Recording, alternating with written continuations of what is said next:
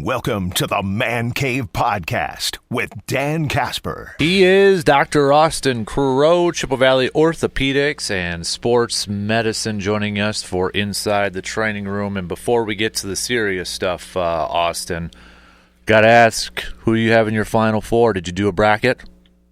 Yeah, we always do like a little Crow family bracket. I don't always do bigger ones than that. Sometimes I will, but this year we just did our little family one. So I have really not going out on a limb here. I have in the finals. I have Duke and Florida. Florida winning it. I think I have Florida playing Michigan State. I feel like Izzo always puts together a good run in the postseason. I'm trying to think who I have coming out of the other Houston. So yeah. 3 1s and a 2, so really going out on a limb. It sounds like mine too, man. I mean, it's like I looked at this before. I'm like, oh, there's going to be a lot of potential there, and then I mostly went chalk as usual. Yeah, so. I did. Well, at the end of the day, it's like, why are they a 1 seed? Because they're really good. I mean, it's tough. I'm just not good at picking the upset, because when I do pick an upset, it never happens. So it's just the opposite of my bracket's usually how it plays out. How far did you have Wisconsin going? I have them losing to Duke. Okay. So, nice. So it's at 3 games, I think. Yep. So Elite 8, no, possibly. So you can pretty much be assured they'll lose next round then.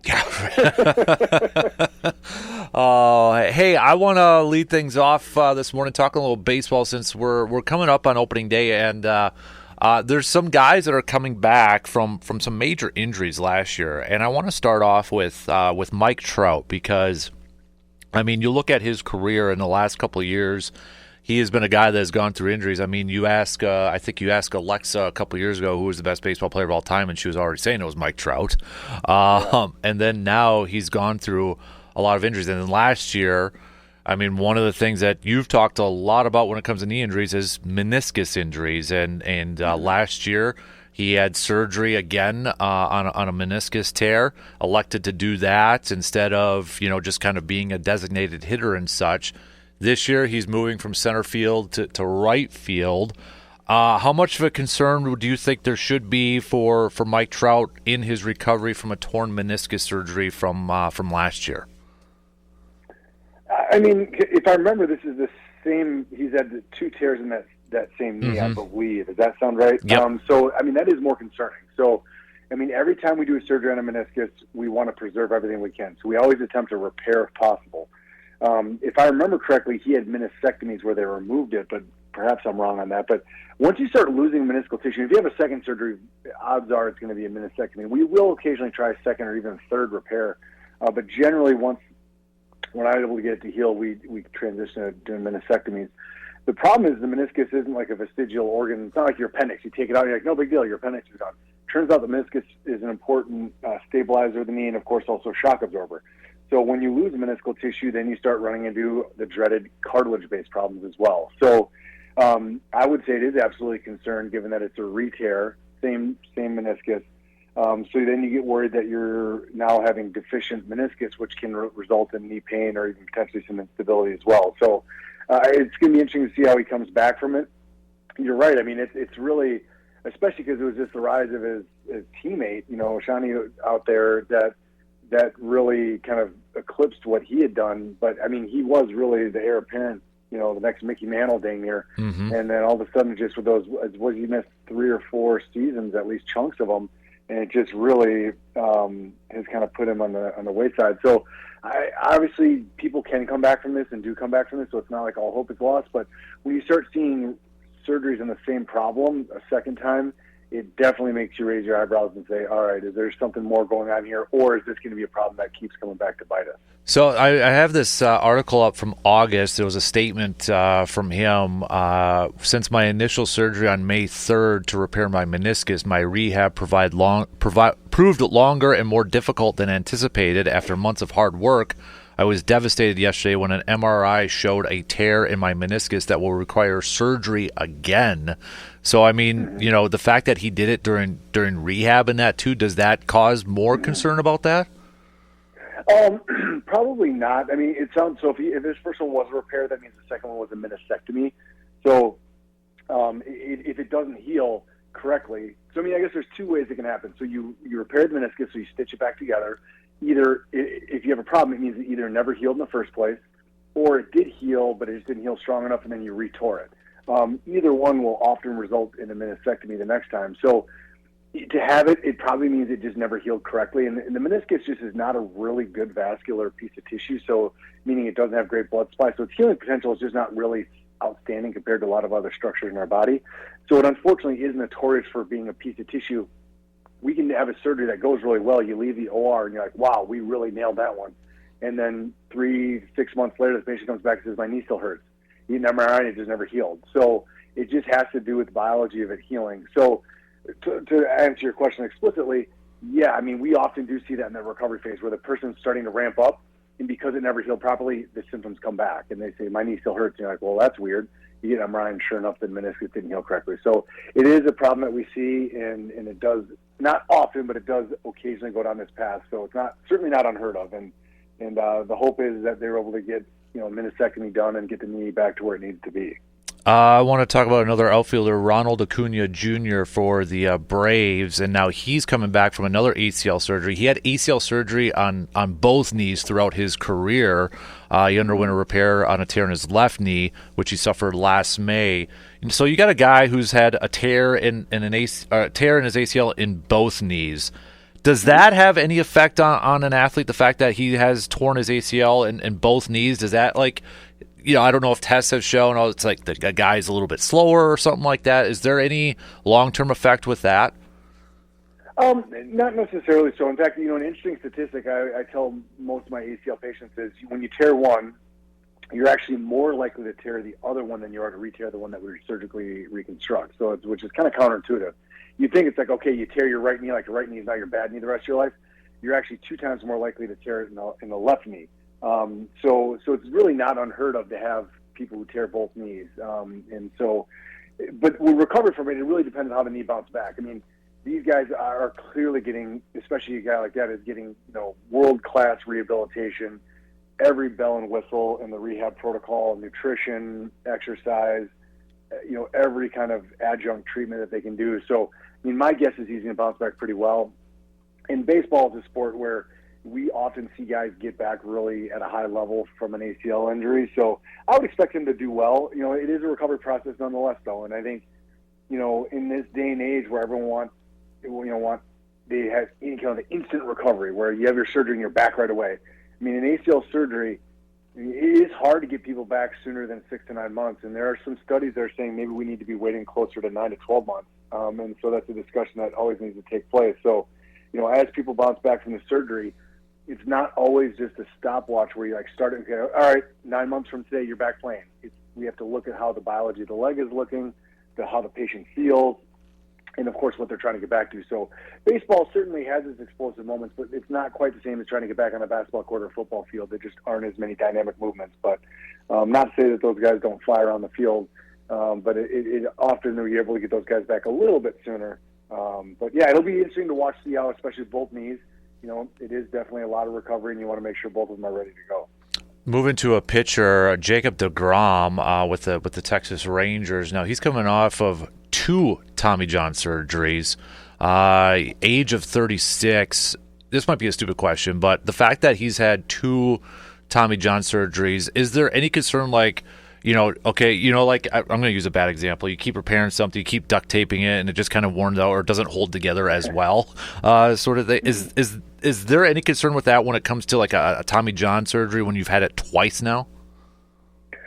And it depends if they did a repair or reconstruction. So yeah, to use your analogy of a duct tape, when we do the UCL repair, that's where we put a couple anchors and a suture across there, and we actually kind of stitch the ligament, the UCL ligament, to that band, or the internal brace is the equipment, what it's called.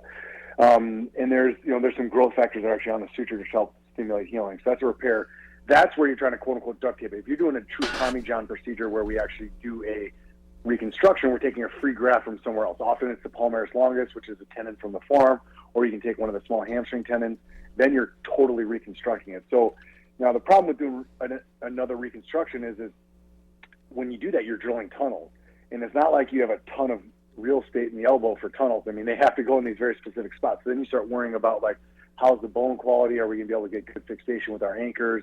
or the tunnels that we're creating. So, yeah, I mean, revision surgery for UCL is not a walk in the park. And that is generally done by people who do high volumes. And so in this area, I mean, you know, I do a reasonable number of Tommy Johns or UCL repairs.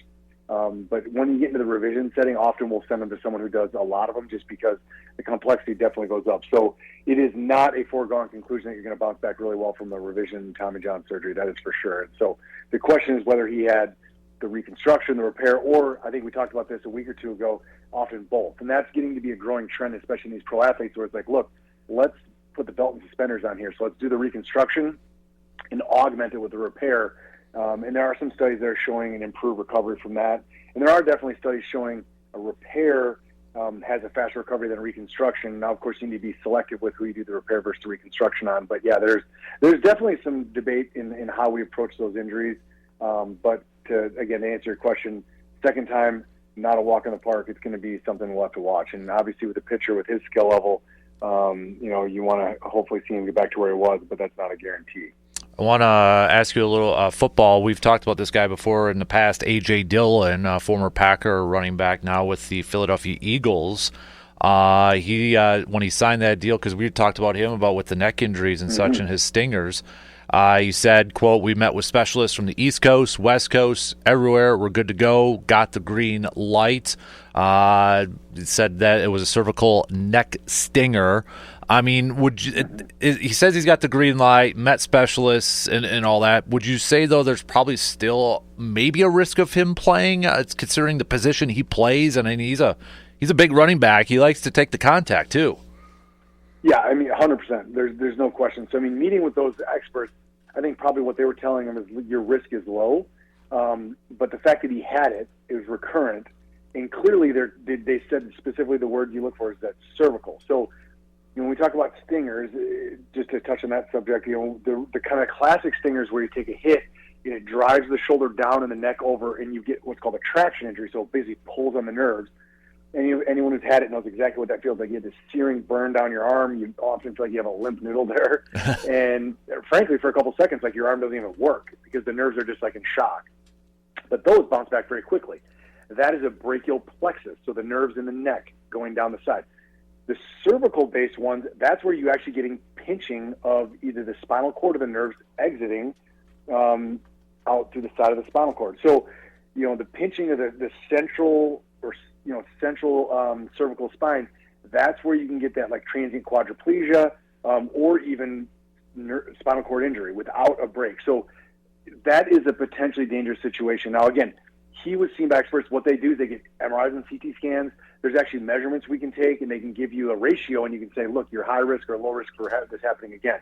So I think if you look at what they're telling them, they're probably telling them your risk of an actual spinal cord injury is very low, so he's saying I'm good to go. I will tell you his odds of recurrence is, I mean, what's low? I mean, I don't have an exact percent, but I would say, you know, if I was a fantasy football, you know, guy drafting him, I'd be a little concerned that he may have that issue again, but again, the concern for a permanent injury is probably quite low. But the odds of him having a recurrence of it, I think, is not going to be low. I think that's going to be more moderate. So it's good to see him back, and it's glad that it's not you're running the risk of becoming paralyzed. I mean, no player is going to go back out in the field with that. And there's been, unfortunately, a lot of players' careers who've been cut short. Sterling Sharp is obviously one that comes to mind. So it's probably not going to be dangerous, but it certainly runs that risk of like, hey, could this happen again? As far as the symptoms, yes, and that's maybe not dangerous, but that could certainly cut a season short again. Last one for you here, quick. NBA, Paul George, he's done for the rest of the year, but they're saying, you know, he had met with specialists and doctors for his groin and knee injuries, and ESPN reported that he received injections in his left abductor muscle and left knee Monday. When you hear that, what comes to your mind on what kind of maybe injections he got in those areas of his body? Yeah, so my suspicion is that those are going to be the biologic family. So something either along like PRP or mesenchymal stem cell type injections. So I would, those are probably going to be, again, that biologic. You're not going to want to put a steroid in those because then you run the risk of tearing. So my assumption is along those lines. And those type of injections are certainly becoming much more popular in all patients, but certainly in the pro athletes. I mean, that whole PRP biologic family has really grown in popularity. Now, the nice thing for them is their budgets are dang near unlimited. The problem is insurance companies don't cover those, and so for a lot of people, spending anywhere between $2,000 to $10,000 on an injection, not everyone can swing that, right? But if you're a guy making several $1 million a year, it's a little bit easier to do that. So it's probably something along those lines. But what is the description that kind of groin area? You start thinking maybe like sports hernia, or just a recurrent issue with a tendon, like a tendinopathy, tendinitis that's not going away. And again, those biologic injections have been shown to be helpful in that scenario. He's Dr. Austin Crowe, Chippewa Valley Orthopedics and Sports Medicine. Dude, appreciate the time as always, man. Love chatting with you every Friday. Enjoy the games this weekend, and we'll catch up with you soon, okay? Absolutely. March Madness is always the best. So I'm sure my bracket will be destroyed, but it's fun to watch. Exactly. Mine. I'm expecting a bunch of upsets today too. So yeah, it was pretty quiet yesterday. So all right, dude. We'll catch up with you soon.